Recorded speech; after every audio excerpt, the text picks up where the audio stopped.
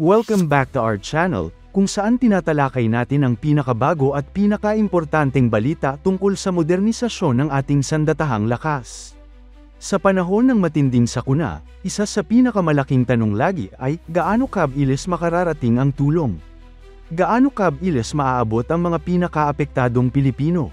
At ngayong taong ito, matapos hagupitin ng magkakasunod na bagyong Kalmaga o Tino at Fangwong o Uwan ang Catanduanes at iba pang bahagi ng bansa, isang napakahalagang pangyayari ang muling nagpakita kung bakit mahalaga ang mga modernong kasunduan at kooperasyon sa pagitan ng Pilipinas at ng Estados Unidos.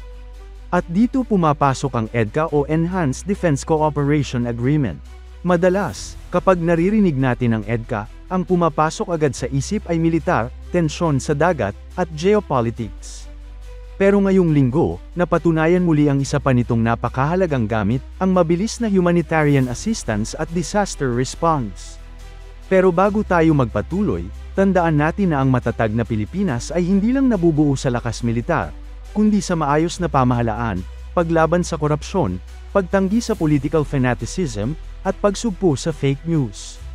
Mahalaga yan para sa tunay na seguridad at katatagan ng bansa. Mula November 14 hanggang 15, 2025, nakita natin ang aktwal na ebidensya ng kooperasyong ito. Sa Catanduanes mismo, nakuhanan ng footage ang mga tauhan ng Armed Forces of the Philippines, kasama ang US Marines mula sa 15th Marine Expeditionary Unit, ay Marine Expeditionary Force, VMGR 152, at VMM 262. Ang makikita sa video, sama-samang naghahandle, nagtatabi, nagbubuhat, at nag-o-offload ng higit 8,000 palletized family food packs. Hindi 10, hindi 1,000, kundi higit 8,000 supply packs ang inilipat para sa mga pamilyang tinamaan ng kalamidad. At hindi ito basta operasyon. Ito ay ginawa sa kahilingan mismo ng gobyerno ng Pilipinas. Ibig sabihin, coordinated, mabilis, at may malinaw na layunin, tumulong sa mga lugar na grabeng naapektuhan ng mga bagyo. Kung iisipin natin, ilang araw lang ang pagitan mula sa landfall ng bagyo hanggang sa arrival ng malaking volume ng tulong. At bakit? Dahil sa konsepto ng forward presence. Ang US military, dahil nakapreposition ang mga assets nila malapit sa Pilipinas at dahil sa mga EDCA sites, ay kayang kumilos agad. Hindi na kailangan ng lingguhang paghihintay. Hindi na kailangan ng malalayong travel time. Hindi na kailangan ng matagal na pag-aayos ng logistics. Ito ang sinasabi ng maraming eksperto, kung may nakahandang pasilidad, airstrip, warehouses, fuel supplies, at transport access, mas mabilis ang takbo ng tulong. At ito mismo ang napatunayan sa Catanduanes. Tingnan natin ang laki ng operasyon. Palletized food packs, hindi simpleng kahon, hindi sako lang, kundi structured humanitarian cargo design para mas mabilis ma-handle. Ang 8,000 packs ay hindi biro. Kung ang isang pamilya ay bibigyan ng isang pack, 8,000 pamilya ang natulungan. Kung bawat pamilya ay may 4 o 5 miyembro, ibig sabihin higit 30,000 tao ang direktang nakinabang sa relief na ito. At hindi lang basta offloading. Ang US Marines at AFP personnel ay nagtatrabaho shoulder to shoulder. Kapansin-pansin sa footage kung gaano kaayos ang coordination. May naka-assign na team para sa loading, may team para sa transport, at may team para sa distribution staging. Makikita mo kung gaano kahalaga ang rehearsed coordination ng militar sa ganitong klase ng operasyon. Ito ang mga moments na halos hindi na pag-uusapan sa balita, pero dito umiikot ang tunay na kahalagahan ng AFP modernization at international defense partnerships. Hindi lang para sa gera, hindi lang para sa threat deterrence, pero para sa disaster preparedness na alam nating napakahalaga para sa isang bansang taon-taong tinitira ng bagyo. Kung babalikan natin ang EDCA, isa sa mga unang ipinangako nito ay ang pagpapalakas ng HADR, o Humanitarian Assistance and Disaster Relief.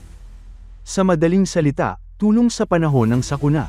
At nang dahil sa EDCA sites, may mga lugar na ngayon sa Pilipinas na may improved storage, better communication systems, mas maayos na runway access, at mas mabilis na logistics movement. Lahat ng yan ay hindi emergency-only infrastructure. Naka-ready siya 24/7. At kapag may disaster, activated agad. Kung wala ito, gaano kaya katagal bago makarating ang 8,000 food packs? Gaano kaya katagal bago makapasok ang mga eroplano o helicopter na may kargang relief? Ilang araw kaya ang itatagal ng mga pamilyang naghihintay ng pagkain at tubig kung mahina ang access at kulang ang pasilidad? Ito ang dahilan kung bakit sinasabi ng ilang policy analysts na ang EDCA ay hindi lamang defense advantage, kundi humanitarian lifeline. Ang mga preposition facilities ay literal na nakakapagpabilis ng response time mula araw patungong oras. Ang isa pang malaking benepisyo, airlift. Dahil sa EDCA, mas dumami ang airfield sa Pilipinas na kayang land-in ng mas malalaking aircraft ng US, tulad ng mga transport planes na kayang magdala ng tons of cargo. Kapag kailangan ng Pilipinas ng tulong, hindi na kailangan ng matagal na diplomatic clearance mula sa malalayong bansa. Naka-ready, naka-standby, at on-call ang mga assets na nasa loob lang ng region. Ang logistics networks din ay lumawak. Kung dati, limitado ang mga ruta ng transport dahil hindi pa modernized ang facilities, ngayon mas marami na ang access points. Ibig sabihin, kung hindi accessible ang isang lugar dahil sa landslide o sira ang ports, may alternatibong ruta sa ibang EDCA location, tapos helicopter ang bahala sa final delivery. Makikita rin natin ang value ng training. Sa mga nakaraang taon, libu-libong AFP at US personnel ang sumailalim sa joint HADR exercises. Yung mga training na madalas sinasabi ng iba na parang sayang lang o parang show lang. Pero ngayong may totoong calamity, yun mismong joint training ang naging dahilan kung bakit smooth at mabilis ang actual operation. Yung coordination na inensayo sa mga simulation, ginamit ngayon sa totoong sitwasyon. Maraming komunidad sa Catanduanes ang nawalan ng kabuhayan.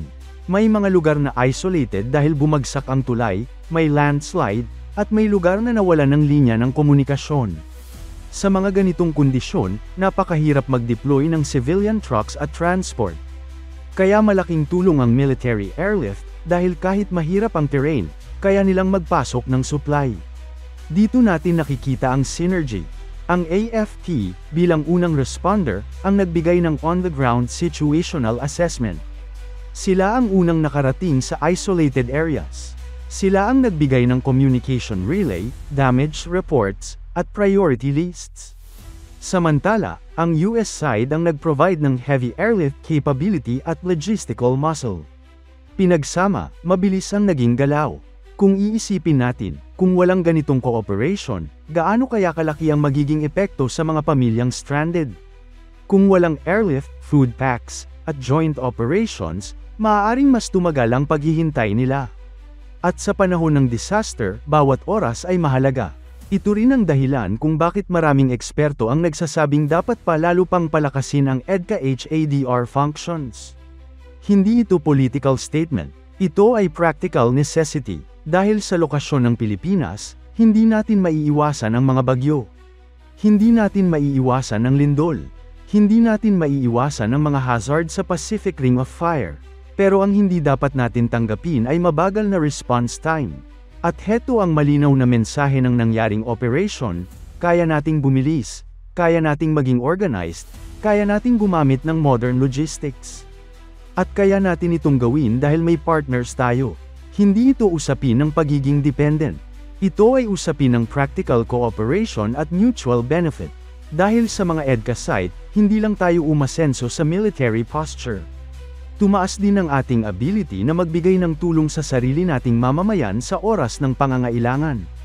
At sa ganitong aspeto, walang talo, walang political color, walang division, puro tulong, puro pagkakaisa. Sa huli, ang pinakamahalaga ay ang mga taong natulungan. Ang mga pamilyang nakakuha ng pagkain, ang mga batang nagkaroon ng pagkain sa gitna ng kawalan ng kuryente, ang mga senior citizen na hindi kinapos ng supply. Ito ang tunay na sukatan ng isang epektibong defense partnership. Hindi lang ang kakayahang harapin ng banta, kundi ang kakayahang protektahan ng buhay. At ngayong nakita natin ulit ang mabilis na pagdating ng US assistance sa Pilipinas sa oras ng pangangailangan, malinaw ang mensahe, kapag handa ang infrastructure, kapag malakas ang coordination, at kapag solid ang partnership, mas marami ang naliligtas. At ang EDCA, sa kabila ng mga debate at kritisismo, ay muling nagbunga.